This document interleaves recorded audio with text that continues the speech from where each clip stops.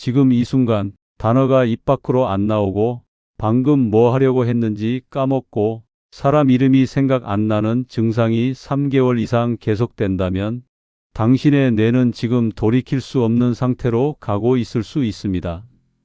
그런데 딱 3일만 밥 먹고 누우세요. 지금까지 게으르다고 생각했던 그 행동이 당신 뇌를 살리는 유일한 방법일 수 있습니다. 특히 50대 이상이라면 지금 이 영상을 끝까지 보셔야 합니다. 최근 한 사례가 있었습니다. 57세 남성분이었는데 평생 성실하게 일했습니다. 회사에서도 인정받고 가족 책임도 다하고 건강검진도 빠짐없이 받았습니다. 그런데 어느 날부터 이상한 일이 생기기 시작했습니다. 처음엔 사소했습니다. 회의 중에 말하다가 단어가 안 나오는 겁니다.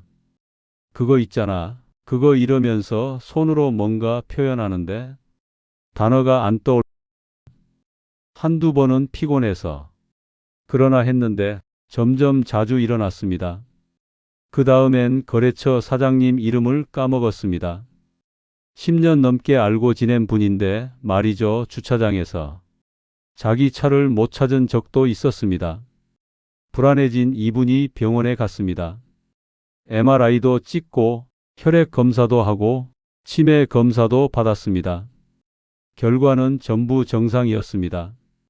담당 의사는 이상 없네요. 스트레스 때문일 거예요 라고 했습니다. 그런데 본인은 분명히 예전과 달라진 걸 느낍니다. 인터넷을 찾아보니 치매 초기 증상이니 혈관성 치매니 무서운 병명들만 쏟아졌습니다. 밤에 잠도 제대로 못 잤습니다. 나 이제 끝난 건가 하는 생각이었죠. 그런데 대학병원에서 특수 검사를 하나 더 했습니다. 뇌혈류 검사였습니다. 그 결과를 보더니 의사가 물었습니다. 평소에 점심 드시고 바로 일하세요? 쉬는 시간 없이요? 알고 보니 이분이 평생 그렇게 살아왔던 겁니다. 밥 먹고 쉬는 건 게으른 사람이나 하는 거라고 생각했습니다. 점심 10분 만에 후루룩 먹고 바로 일터로 복귀 다이어트 한다고 아침은 거르고 저녁은 늦게 야식으로 때우고 이게 30년이었습니다. 의사가 말했습니다. 당신 뇌는 지금 망가진 게 아닙니다. 에너지가 너무 부족해서 비상등이 켜진 겁니다. 지금 당신이 느끼는 증상들은 뇌가 살려달라고 보내는 마지막 신호입니다. 검사상 2분의 뇌로 가는 혈류량이 정상보다 낮았고 특히 식사 후에는 더 떨어졌습니다. 쉽게 말하면 뇌세포들이 굶주린 상태로 일하고 있었던 겁니다. 그래서 의사가 처방한 게 뭐였을까요? 약이 아니었습니다. 밥 먹고 15분만 누우세요. 딱 3일만 해보세요. 그리고 2가지만 더 추가하세요. 이분은 반신반의했지만 일단 해봤습니다. 그 결과가 어땠는지 지금부터 하나씩 말씀드리겠습니다. 지금부터 알려드릴 3가지 방법은 신경과 전문의들이 설명하는 뇌 건강 원리를 바탕으로 한 생활 습관입니다. 돈 한 푼 안 들고 시간도 하루 30분이면 됩니다. 그런데 지금까지 당신이 게으른 행동이라고 피해왔던 것들입니다. 중요한 건 이 방법들은 질병 치료가 아니라 건강한 생활 습관입니다. 증상이 심하거나 지속된다면 반드시 병원에서 정확한 진단을 받으셔야 합니다. 첫 번째, 식후 15분 기대어 쉬기입니다. 그 57세 분이 의사에게 들은 첫 번째 지시가 이거였습니다. 점심 먹고 15분만 누우세요. 완전히 눕지는 마시고 쿠션 받쳐서 비스듬히 기대세요. 의사의 설명은 이랬습니다. 당신이 평생 나태라고 생각했던 그 행동이 사실은 뇌를 살리는 가장 기본적인 방법이었습니다. 전문의들이 설명하는 원리는 이렇습니다. 우리 뇌는 몸무게의 2%밖에 안 되는데 전체 혈액의 상당 부분을 사용하는 에너지 대식가입니다. 그런데 밥을 먹으면 소화기로 혈액이 몰립니다. 이때 뇌로 가는 혈액량이 일시적으로 줄어들 수 있습니다. 건강한 사람은 몸이 알아서 이걸 조절하는데 만성 스트레스나 수면 부족이 쌓이면 이 조절 기능이 제대로 작동 안 할 수 있습니다. 특히 50대가 넘으면 혈관 탄력성도 떨어지고 자율신경계 기능도 약해지면서 이 문제가 더 두드러집니다. 방법은 간단합니다. 식사 후 1520분 정도 쿠션이나 베개를 등 뒤에 대고 편안하게 기대는 겁니다. 완전히 누워서 자는 게 아니라 약간 비스듬히 기대는 느낌입니다. 이렇게 하면 소화도 편하고 뇌로 가는 혈류도 자연스럽게 유지되는 데 도움이 됩니다. 그 57세분의 첫날입니다. 점심 먹고 휴게실 소파에 쿠션 받치고 누웠습니다. 주변 눈치가 보였지만 스마트폰 타이머 15분 맞춰놓고 눈 감았습니다. 오후 2시쯤 되면 항상 머리가 무거웠는데 그날은 좀 덜했습니다. 둘째 날도 똑같이 했습니다. 이번엔 확실히 느꼈습니다. 오후 회의 때 말이 막히지 않았습니다.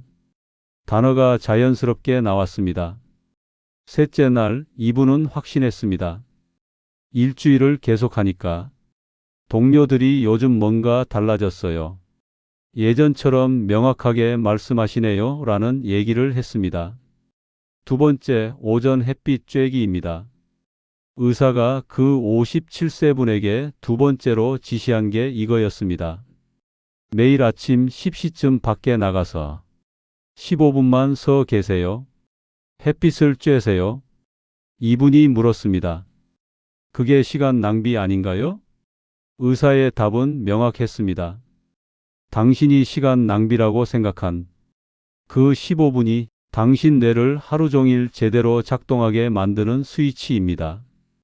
의학적으로 햇빛은 우리 몸에 여러 가지 영향을 줍니다. 비타민 D 합성은 기본이고 세로토닌이라는 신경 전달 물질 분비에도 관여합니다. 세로토닌은 기분과 집중력에 영향을 주고 밤에는 멜라토닌으로 전환되면서 수면의 질에도 도움을 줍니다.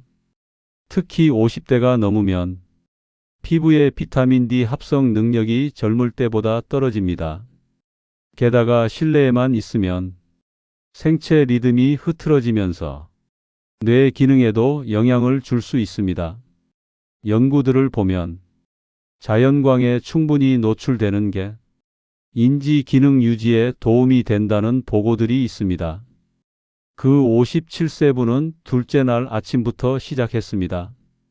오전 10시에 알람이 울렸고 평소 같으면 무시했을 텐데 일단 밖으로 나갔습니다.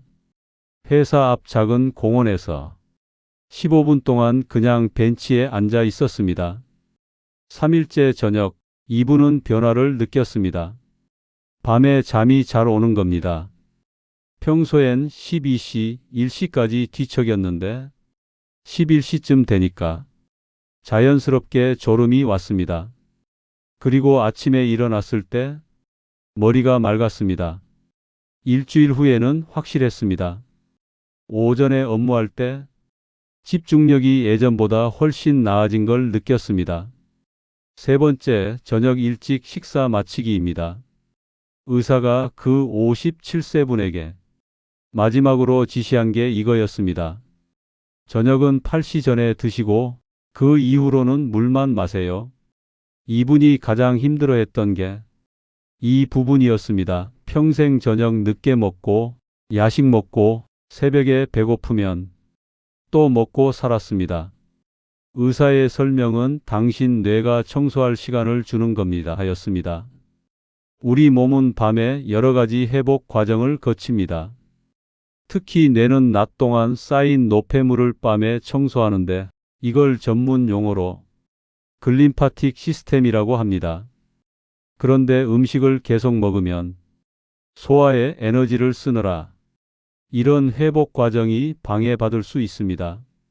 연구들에 따르면 일정 시간 동안 공복을 유지하는 게 세포 재생 과정에 도움이 된다고 알려져 있습니다. 특히 저녁 식사와 다음 날 아침 식사 사이에 충분한 간격을 두는 게 중요합니다. 50대가 넘으면 대사 속도가 느려지면서 이 회복 과정이 더 오래 걸리기 때문에 공복 시간이 더 중요해집니다. 그 57세분의 셋째 날 저녁입니다. 이미 이틀 동안 점심 후 눕기와 오전 햇빛 쬐기를 했고 조금씩 변화를 느끼고 있었습니다. 그날 저녁 7시 30분에 저녁을 먹었습니다. 그 이후로는 물만 마셨습니다. 밤 10시쯤 되니까 배가 고팠지만 참고 따뜻한 보리차를 마셨습니다. 이틀간 배고팠지만 셋째 날 아침에 일어났을 때 머리가 정말 맑았습니다. 뭔가 머릿속이 정리된 느낌이었습니다. 일주일을 계속하니까 확실한 차이가 느껴졌습니다. 아침에 일어났을 때 개운한 느낌, 거래처 사장님 이름도 자연스럽게 나오고 주차한 곳도 잊어버리지 않았습니다. 3주 후에는 주변 사람들이 요즘 좀 젊어지신 것 같아요 라는 말까지 했습니다. 한 달 후 병원에서 다시 검사를 받았는데 뇌혈류 수치가 정상 범위로 돌아와 있었습니다. 다만 이 방법은 모든 분께 적합한 건 아닙니다. 특히 당뇨병이 있거나 식사 조절이 필요한 질환이 있다면 반드시 주치의와 상담 후에 시도하세요. 자, 지금까지 3가지 생활 습관을 알려드렸습니다. 식후 15분 쉬기, 오전 햇빛 15분, 저녁 일찍 먹기. 그 57세분은 이 3가지를 동시에 3일 동안 실천했고 변화를 느끼기 시작했습니다. 일주일 후에는 확실한 차이를, 한 달 후에는 검사 수치까지 좋아졌습니다. 자주 받는 질문 몇 가지에 답해 드리겠습니다. 3일 만에 정말 효과 봐요? 개인차가 있습니다. 그 57세분은 3일 만에 첫 변화를 느꼈지만 어떤 분들은 일주일 걸릴 수도 있습니다. 중요한 건 3일이라는 짧은 기간 동안 시도해보고 본인 몸의 반응을 확인하는 겁니다. 효과를 못 느끼셨다면 병원에 가셔야 합니다. 저는 너무 바빠서 시간이 없는데요. 하루에 총 30분입니다. 점심 후 15분, 아침 햇빛 15분, 저녁 일찍 먹기는 시간을 따로 내는 게 아니라 습관의 문제입니다. 그 57세분도 처음엔 시간이 없다고 생각했는데 막상 해보니 30분이 하루를 바꿨습니다. 영양제나 병원 치료는 안 해도 되나요? 절대 아닙니다. 이 방법들은 건강한 생활 습관일 뿐 치료를 대체할 수 없습니다. 증상이 심하거나 지속된다면 반드시 병원에 가셔야 합니다. 필요하면 영양제도 드시고 병원 치료도 받으세요. 이건 그냥 기본 생활 습관입니다. 실천 방법을 알려드리겠습니다. 그 57세분이 하신 방법입니다. 첫 3일은 3가지를 동시에 시작했습니다. 힘들었지만 3일만이라는 목표가 있으니까 버틸 수 있었습니다. 3일 후 변화를 느끼니까 계속할 동기가 생겼습니다. 그 다음 일주일은 완벽하지 않아도 된다고 생각했습니다. 점심 후 못 눕는 날도 있었고 햇빛 못 쬐는 날도 있었습니다. 그래도 3일 중 2일은 했습니다. 한 달 후부터는 자연스러워졌습니다. 몸이 알아서 그 시간을 기다리게 됐습니다. 스마트폰 알람을 활용하세요. 점심시간 오전 10시, 저녁 8시 알람 이름을 3일 챌린지로 해놓으세요. 딱 3일만 울리게 하고 3일 후에도 계속하고 싶으면 그때 다시 설정하세요. 마지막으로 한 가지만 더 말씀드리겠습니다. 그 57세분이 한 달 후에 한 말이 있습니다. 평생 게으르다, 시간 낭비다 생각하고 안 했던 행동들이 나를 살렸습니다. 혹시 이런 생각하고 계신가요? 나는 이미 너무 늦었어. 회복할 수 없어. 그렇게 생각하지 마세요. 우리 몸과 뇌는 여러분이 생각하는 것보다 훨씬 회복력이 좋습니다. 적절한 환경만 만들어주면 나이와 상관없이 개선될 수 있습니다. 그 57세분도 57년 동안 잘못된 습관으로 살았지만 딱 3일 만에 변화가 시작됐습니다. 오늘부터 할 수 있는 것부터 시작하세요. 점심 먹고 15분 쉬고 내일 아침 밖에 나가고 오늘 저녁은 8시 전에 드세요. 작은 변화들이 모여서 큰 차이를 만듭니다. 딱 3일만 해보세요. 3일 후에 변화가 없으면 그만두셔도 됩니다. 그런데 변화를 느끼신다면 그때부터는 억지로 하는 게 아니라 하고 싶어서 하게 될 겁니다. 다만 다시 한번 강조하지만 증상이 심하거나 일상생활이 힘들 정도라면 반드시 병원에 가세요. 이 영상은 의학적 조언이 아니며 전문적인 진단과 치료를 대체할 수 없습니다. 여러분의 건강한 생활을 응원합니다.